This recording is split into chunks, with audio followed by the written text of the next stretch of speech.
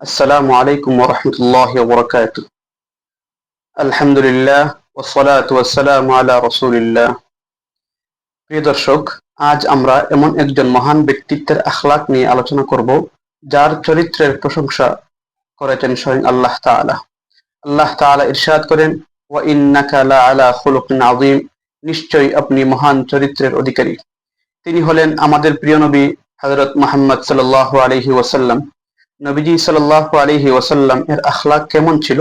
হযরত আয়েশা রাদিয়াল্লাহু তাআলা আনহাকে যখন নবীজি সাল্লাল্লাহু আলাইহি ওয়াসাল্লাম এর চরিত্র সম্পর্কে জিজ্ঞেস করা হয়েছিল, তিনি বলেছিলেন, কানা খুলুকুহুল কুরআন, তার চরিত্র ছিল কুরআন। অর্থাৎ কুরআনে যে আদর্শ শিক্ষা দেওয়া হয়েছে, নবীজি সাল্লাল্লাহু আলাইহি ওয়াসাল্লাম তার জীবনে তার বাস্তব নমুনা ছিলেন। তিনি ছিলেন অত্যন্ত বিনয়ী, নিজেকে অন্যদের চেয়ে বড় মনে করতেন না। সাহাবীদের সঙ্গে বসতেন, তাদের কথা মনোযোগ দিয়ে শুনতেন এবং সাধারণ মানুষের মতোই জীবন যাপন করতেন। তিনি ছিলেন অত্যন্ত দয়ালু। আল্লাহ তাআলা বলেন, বিল মুমিনিনা রাউফুর রহিম, তিনি মুমিনদের প্রতি অত্যন্ত স্নেহশীল ও পরম দয়ালু। শুধু পুরুষ নয়, শিশু, নারী, বৃদ্ধ, অসহায় সবার প্রতি ছিল তার অসীম মমতা। তিনি শিশুদের সালাম দিতেন, তাদের আদর করতেন। কোনো শিশু তার কাছে এলে তাকে অবহেলা করতেন না। নবীজি সাল্লাল্লাহু আলাইহি ওয়াসাল্লাম এর জীবনে ক্ষমার ঘটনাও অসংখ্য। যারা তাকে কষ্ট দিয়েছেন, অপমান করেছেন, এমনকি হত্যার ষড়যন্ত্র করেছেন, সুযোগ পেয়েও তিনি প্রতিশোধ পরায়ণ হননি, বরং অনেক সময় তাদের ক্ষমা করে দিয়েছেন। তার আখলাকের সবচেয়ে বড় শিক্ষা হলো, কেউ খারাপ আচরণ করলেই আমরাও খারাপ আচরণ করব না। আল্লাহ তাআলা বলেন, ইদফা বিল্লাতি হিয়া আহসান, মন্দকে প্রতিহত করো উত্তম পন্থায়।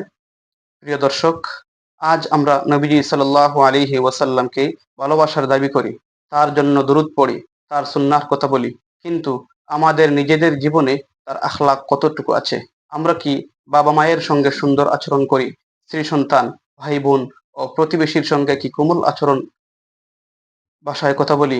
কেউ আমাদের কষ্ট দিলে আমরা কি ক্ষমা করতে পারি? কোনো দুর্বল মানুষের সঙ্গে আমরা দয়া ও সম্মানের আচরণ করি?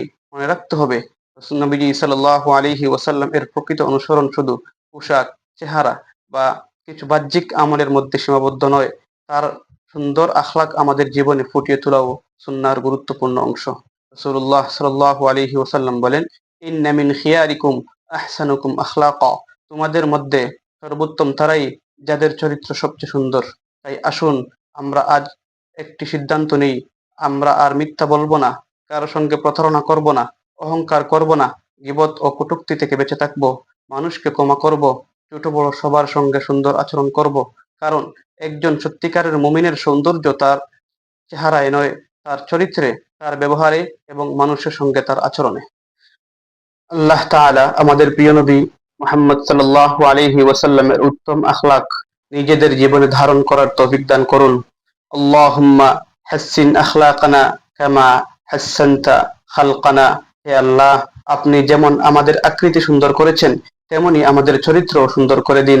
ওয়া সাল্লাল্লাহু আলা নাবিয়িনা মুহাম্মদ ওয়া আলা আলিহি ওয়া সাহবিহি আজমাইন।